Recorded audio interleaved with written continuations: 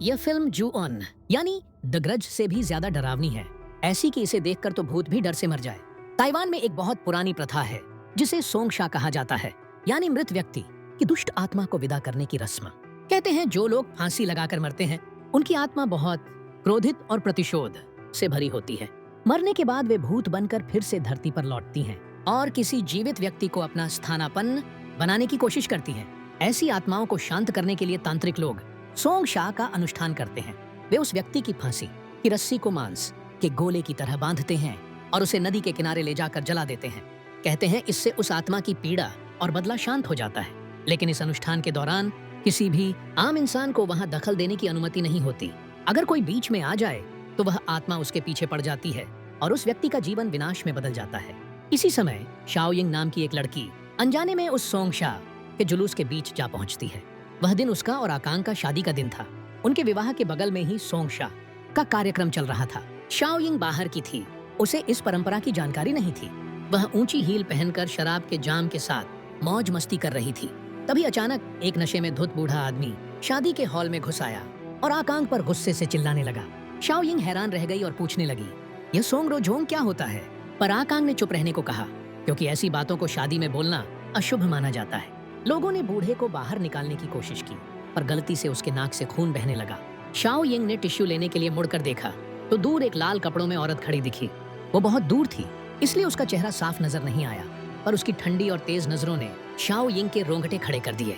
तभी आकांग ने कहा कि वह बूढ़े को अस्पताल ले जाएगा। शाओयिंग ने राहत की सांस ली, पर जब उसने फिर पीछे देखा वो लाल कपड़ों वाली औरत गायब थी। शादी बीच में ही रुक गई। शाओयिंग मोबाइल में नक्शा खोलकर घर लौटने लगी, पर अचानक उसके सामने ढोल नगाड़ों और लालटेन लिए हुए एक जुलूस दिखाई दिया। वो सोंगशा की टीम थी। उनके प्रमुख साधु ने शाओयिंग को रोका और कहा, तुम्हें यहाँ नहीं होना चाहिए। लेकिन शाओयिंग को ये सब अंधविश्वास लगा और वह दूसरी गली से जाने लगी। पर उसी क्षण उसने अनजाने में शापित ऊर्जा को छू लिया। वह गलियों में घूमती रही, पर उसे घर का रास्ता नहीं मिला। अचानक ठंडी हवा चली, दीवारों की लाइटें हिलने लगी। उसने मोबाइल का नक्शा खोला, पर स्क्रीन झिलमिलाने लगी और तभी नक्शे पर एक लाल कपड़ों में औरत दिखाई दी। वो धीरे धीरे सिर घुमाती है और अचानक एक अदृश्य ताकत शाओयिंग का गला दबा देती है। जब उसने फिर आंखें खोली तो खुद को घर के बाथटब में पाया। आकांग दरवाजे के बाहर से पूछ रहा था, तुम ठीक हो ना? उसने बताया कि वो शराब पीकर सड़क पर बेहोश हो गई थी और गांव वालों ने उसे घर पहुंचाया। शाओयिंग को कुछ भी याद नहीं था। उसी समय बाहर सोंगशा की रस्म पूरी हो रही थी, पर शाओयिंग को अचानक उल्टियां होने लगी। उसकी शादी की ड्रेस पर खून के दाग दिखाई देने लगे। वो बाथरूम में जाकर धोने लगी, पर खून किसी हालत में नहीं निकल रहा था। रात में उसने सोचा, अगर कार होती तो ड्रेस ड्राई क्लीन करवा लेती। अगले दिन सुबह वो ड्रेस लेकर ड्राई क्लीन की दुकान पहुंची, पर दुकान बंद थी। वहीं उसे वो तांत्रिक फिर से मिला जिसने पिछली रात चेतावनी दी थी। वो बोला, तुम पर बुरी आत्मा का साया है, सावधान रहो। लेकिन शाओयिंग ने उसकी बात को बेवकूफी समझकर नजरअंदाज कर दिया। घर लौटकर उसने फिर से ड्रेस धोनी चाहिए, पर नाली जाम थी। उसने लोहे के हुक से नाली साफ की तो उसमें से बालों का गुच्छा और एक कान की बाली निकली। उसने आकांग से पूछा, ये किसकी है? आकांग बोला, मेरी पुरानी प्रेमिका की। उसने कहा, हमारा रिश्ता बहुत पहले खत्म हो चुका है। फिर उसने वो बाली फेंक दी। रात में शाओयिंग के पेट में कुछ अजीब हरकत हुई। बिस्तर के नीचे कुछ रेंग रहा था जो धीरे धीरे उसके हाथों के नीचे आया। उसने डरते हुए कंबल हटाया तो भयानक दृश्य देखकर चीख उठी। अगली सुबह वो अस्पताल गई।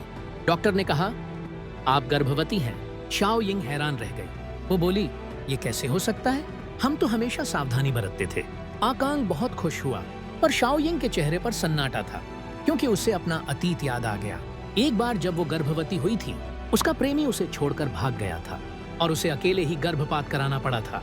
उस रात उसने वही डरावना सपना देखा जहाँ वह फिर से खून में लथपथ थी और एक बच्चे की चीख उसके कानों में गूंज रही थी। वो उठकर भागना चाहती थी, पर दरवाजा नहीं खुला। तभी बाथरूम में टंगी शादी की ड्रेस अपने आप हिलने लगी। उसके नीचे से दो सफेद खून से सने पैर बाहर आए। धीरे धीरे वे सीढ़ियों की तरफ बढ़ने लगे। उसी वक्त आकांग घर लौटा। उसने देखा शाओयिंग शादी की ड्रेस पहने आईने के सामने बैठी बाल संवार रही है। उसके चेहरे पर अजीब मुस्कान थी। आकांग ने हंसते हुए कहा, क्या तुम फिर से शादी करना चाहती हो? लेकिन शाओयिंग ने सिर घुमाया। उसकी आंखें काली पड़ चुकी थीं। आईने में उसका चेहरा डरावना लग रहा था। वो जोर से खांसने लगी, शरीर कांपने लगा, फिर अचानक शांत हो गई। अगले दिन ड्रेस अपने आप हिलने लगी, उससे खून टपक रहा था। शाओयिंग डर के मारे ड्रेस लेकर तांत्रिक के पास पहुंची। तांत्रिक ने ड्रेस को छुआ और उसमें से वही बाली निकली जो फेंकी जा चुकी थी। शाओ यिंग के पैरों तले जमीन खिसक गई। तांत्रिक बोला, पिछले हफ्ते इस गांव में एक लाल कपड़ों वाली औरत ने फांसी लगाई थी। उसने मरने से पहले कहा था, मैं अपने पति के घर में ही मरूंगी। स्पष्ट था वो औरत आकांग की पूर्व पत्नी थी। सच जानकर शाओ यिंग कांप उठी। उसने तांत्रिक से विनती की, कृपया मुझे और मेरे बच्चे को बचा लीजिए। तांत्रिक ने उसे पंचतड़ित ताबीज दिया और कहा, इन ताबीजों को दरवाजों और खिड़कियों पर लगाओ और रात में बाहर मत निकलना। फिर तांत्रिक ने अनुष्ठान शुरू किया। उन्होंने शादी की ड्रेस को लिया और समुद्र के किनारे जाकर उसे जलाने लगे। उसी समय घर में शाओ यिंग ने आकांग से पूछा, वो लाल कपड़ों वाली औरत वही थी ना तुम्हारी पत्नी? आकांग ने बात टालने की कोशिश की। तब शाओ यिंग ने कहा, तुमने जो कुछ खाया पहना सब मैंने दिया और तुमने मुझे धोखा दिया। असल में शादी से पहले आकांग अपनी पहली पत्नी से झगड़ता था। वो तलाक नहीं चाहती थी, तो आकांग ने गुस्से में उसका सिर दीवार पर दे मारा। फिर शॉवर के नीचे उसका दम घोंट दिया और बाद में उसने फांसी लगा ली। अब वही औरत आत्मा बनकर लौट आई थी। शाओ यिंग पर उसका साया हावी हो गया। वो पागलों की तरह चिल्लाने लगी, तूने जो भी इस्तेमाल किया सब मेरा था, तू नीच आदमी है। उसके शरीर में आत्मा समा चुकी थी। वो आकांग को मारने ही वाली थी कि तभी तांत्रिक का मंत्र असर करने लगा और वो बेहोश होकर गिर गई। अनुष्ठान के बाद आग की लपटों में शादी की ड्रेस जलकर राख हो गई और उस औरत की आत्मा को मोक्ष मिला। लेकिन कहानी यहीं खत्म नहीं हुई। आकांग की एक टांग अचानक लकवाग्रस्त हो गई। डॉक्टर भी कारण नहीं समझ पाए। जब वह शाओ यिंग के पास तलाक के कागज लेकर आया तो शाओ यिंग ने देखा उसकी टांग से एक बच्चे की आत्मा लिपटी हुई थी। असल में वह लाल कपड़ों वाली औरत मरने से पहले गर्भवती थी। आकांग की निर्दयता के कारण वो और उसका बच्चा दोनों मर गए थे।